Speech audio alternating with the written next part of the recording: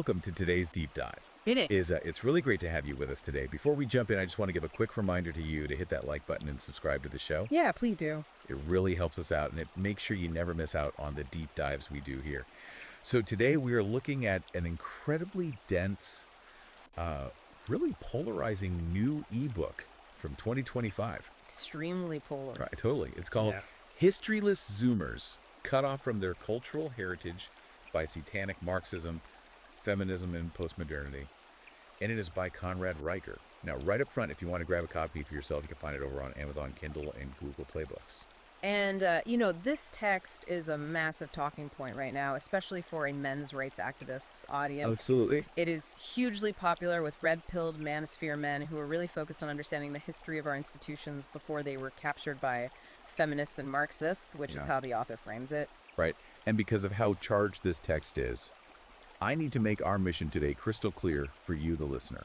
Our goal here is to impartially unpack the arguments within this book. We are not endorsing these viewpoints. We are not taking any political sides, left or right. No, we're just analyzing the material. Exactly. We're just acting as your guides to convey the author's ideas so you can fully understand this specific worldview. It's an exploration of a very intense perspective on cultural debates about masculinity today. Okay, let's unpack this. Where exactly does the author start his argument? So Riker sets the stage with a very aggressive central thesis. He argues that Western civilization is being methodically dismantled from within by what he calls a satanic Marxist hydra. Hydra. That's a strong word choice. It is. And he defines this hydra as a very specific fusion of three things: postmodernism, radical feminism, and critical theory. And according to the book, this alliance isn't just trying to change policies. He claims it is systematically targeting male identity, patrilineal lineage, and historical heritage to basically capture institutions. We're talking schools, media, HR departments, and the courts. Wait, before we get into the examples, let's make sure we define our terms so we have a solid baseline here. When he says postmodernism or critical theory, what exactly is he targeting? Because, those are really dense academic frameworks. Yeah, that's a crucial distinction to make early on.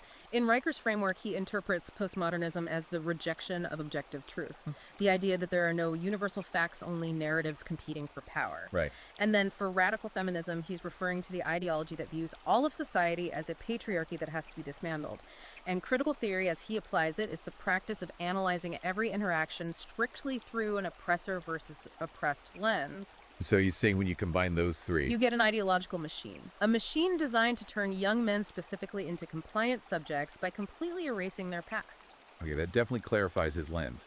So how does he claim this erasure is actually happening in the real world?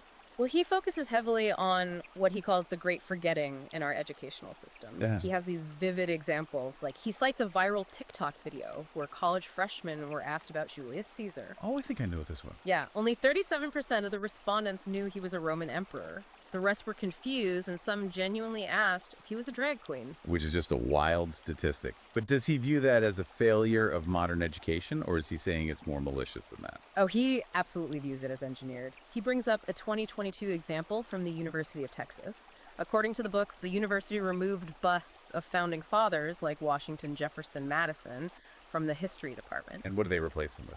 Abstract concrete sculptures. And they were titled Decolonizing Time and Queer Temporality. He also points to schools in Canada that are altering foundational historical documents to use gender-neutral pronouns like they and them for historical figures. Okay, but let's play devil's advocate for a second.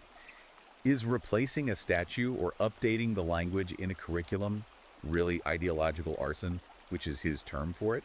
Or is that just an exaggerated way of describing a curriculum that's just trying to be more inclusive? What's fascinating here is the psychological mechanism Riker believes is at play. He doesn't view this as a simple effort to be inclusive. He argues that the deliberate removal of historical heroes is meant to specifically sever young men from their cultural roots. Right, to cut them off. Yes. His argument is you cannot inspire courage or a sense of building the future in a young man if you explicitly teach him that his ancestors were exclusively villains. Ah, so it's the psychological impact of having no inherited legacy to look up to. He actually uses this phrase that identity without roots is a ghost in the machine. It really makes you think about how understanding history shapes your personal identity. Precisely. And Riker cites a 2024 Pew Research study claiming 68% of men under 30 feel no connection to their ancestors, compared to just 22% of men over 60. That is a massive generational gap. It is, and for Riker, this chasm is the direct result of schools stopping the teaching of history as a factual record, and instead teaching it as a tool of white male domination. The result, he claims, is a generation of boys taught to feel guilt for their heritage. Rather than a duty to their future. That makes sense within his framework. And this idea of erasing history naturally bleeds into his next target. Here's where it gets really interesting, because the author pivots from historical figures to the manipulation of language itself. Yeah, language is central to how he thinks this hydra operates. Remember the postmodernism definition. If objective reality doesn't exist and reality is just power structures maintained by language, then to change reality, you have to destroy the existing language. Right, and he pulls some incredibly striking examples from around the world to back this up. He spends a lot of time on naming conventions, right? So he shares an anecdote about a 2022 TED Talk given by a Harvard linguist.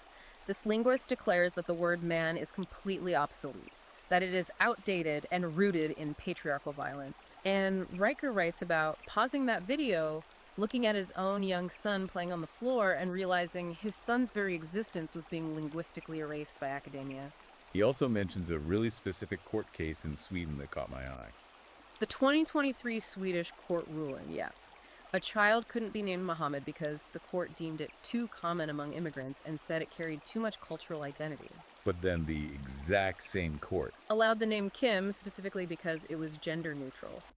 Riker pairs this with the Swedish education agency promoting a guide called Gender Neutral, Naming for the Future, which frames traditional names like Eric or Carl as carrying patriarchal baggage. So he's arguing that by controlling the words we use, institutions are trying to control how we conceptualize ourselves. Exactly. And this connects perfectly to Riker's argument about a deliberate assault on the trivium. The trivium, let's define that.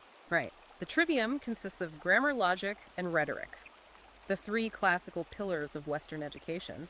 Grammar structures, language, logic structures, thought, and rhetoric defends truth in public. Riker claims all three are under systematic attack.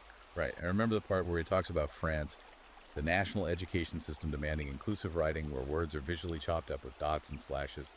Riker doesn't call this reform. He calls it linguistic castration. He does. And the data he brings in regarding higher education is meant to show how deep this goes. He cites a 2022 Stanford study finding 78% of humanities departments actively discourage citing pre-1950 Western texts. We were talking Homer, Newton, Locke. Exactly, because the prevailing ideology labels them as patriarchal myths or colonial artifacts. But if you remove those texts and manipulate grammar, what takes its place? He argues that institutions are destroying the tools young men need for objective truth and reasoned debate. If logic is framed as a masculine obsession with hierarchy, which is a quote he pulls from the National Women's Studies Association, then reason itself is abolished. And replaced with emotional compliance and repeating slogans. It's a rewiring of how people think. But the book doesn't just stay in linguistics. It gets incredibly personal, especially in the chapters on the pathologization of fatherhood and lineage. Those chapters are probably the most emotionally charged in the whole text. Riker outlines his theory on the feminist state complex. He argues modern bureaucratic states formed a quiet alliance with feminist ideology to render biological fathers completely obsolete. Can you walk us through the story of Lars Jørgensen?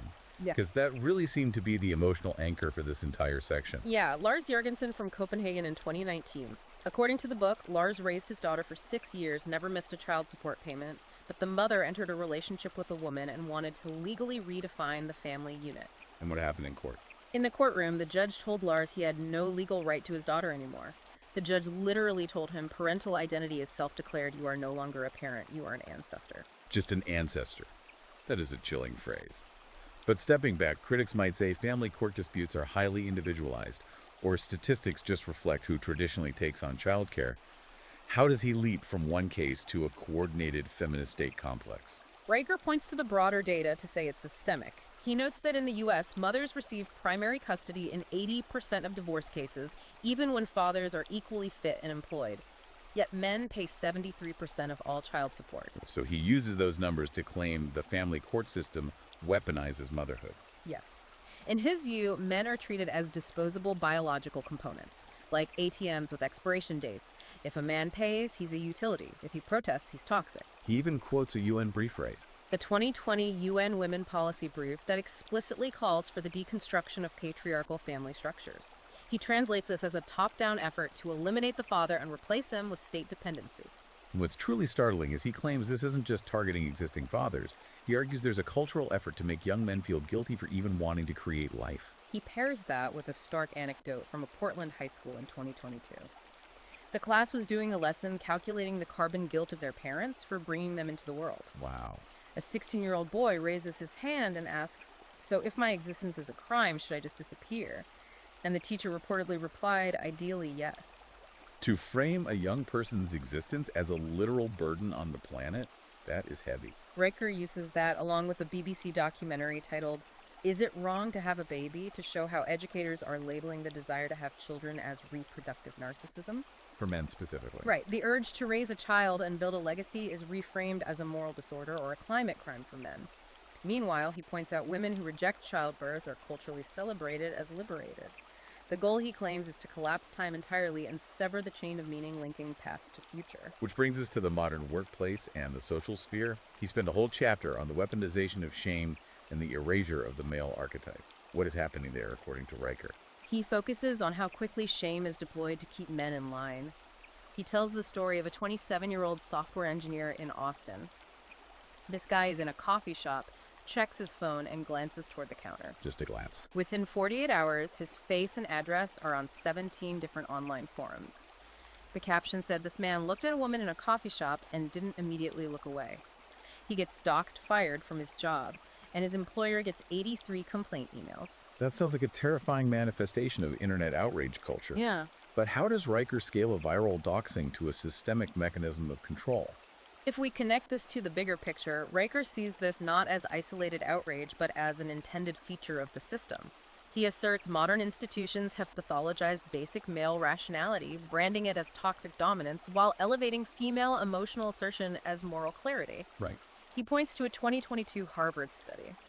Men subjected to repeated privilege audits at work reported significantly higher anxiety and lower performance because they were being trained to believe their biology was a moral injury to coworkers. So the argument is you don't even need laws against men if you can culturally shame them into silence. Exactly. Riker argues the ideological left didn't win through superior philosophy, but through the weaponization of shame. Fast, brutal, total shame. The result is young men hyper-monitoring themselves. They self-censor.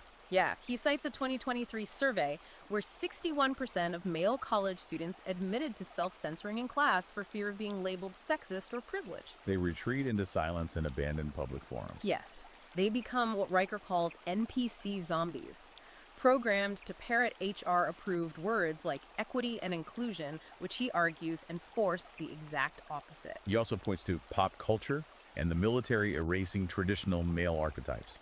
The U.S. Army shifting to use service member instead of soldier or warrior, calling it a symbolic castration. A G.I. Joe focused on emotional intelligence instead of combat. The World Economic Forum pushing empathy over logic as the top leadership trait. So what does this all mean? If the institutions are completely captured by this Hydra, does he offer a way out?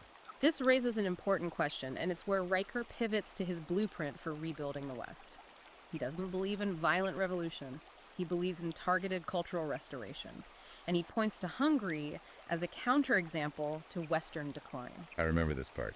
He talks about a viral video of a Hungarian father teaching his son ancestral blacksmithing, contrasting that powerful hands-on image with Western men just doom scrolling on their phones. He highlights Hungary because they've actively rejected the ideologies he critiques. They banned gender ideology in schools, reinstated mandatory history lessons on national heroes, and created state-funded father schools. Where men learn carpentry and first aid. Yes, and Hungarian data claims 87% of participants report stronger family bonds. He also mentions lineage labs, where citizens are funded to trace their DNA and restore family crests. For Riker, this is cultural counterinsurgency, proof that the decline of men is a policy choice that can be reversed. And his call to arms is very personal. He urges men to stop outsourcing their manhood to institutions that hate them. To reclaim their history, start families, lift weights, tell the truth, and refuse to apologize for their existence. Rebuild the West brick by brick, father by father. It's a demand for radical self-reliance. Stand firm in your biology and lineage, because strong families produce strong men, and strong men resist control. It is an intense manifesto, and this is why exploring a polarizing text like this is so valuable for you, the listener.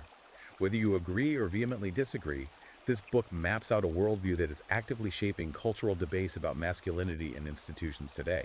Understanding this framework really helps you navigate the broader conversation. Exactly. Now, as the author explicitly requests if you found these concepts engaging, he asks readers to leave a 5-star review for the book, calling it a tiny act of resistance.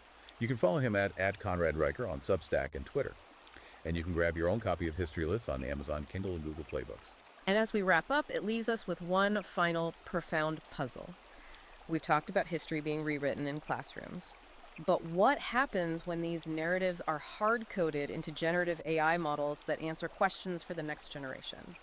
If an algorithm views history exclusively through the lens Riker critiques, does the great forgetting become an automated, permanent feature of our technology? That is a brilliant and heavy question to walk away with. Thank you so much for joining us for this deep dive. We hope we gave you plenty to think about. Don't forget to like and subscribe to the channel so you are first in line to catch our next deep dive. Until next time.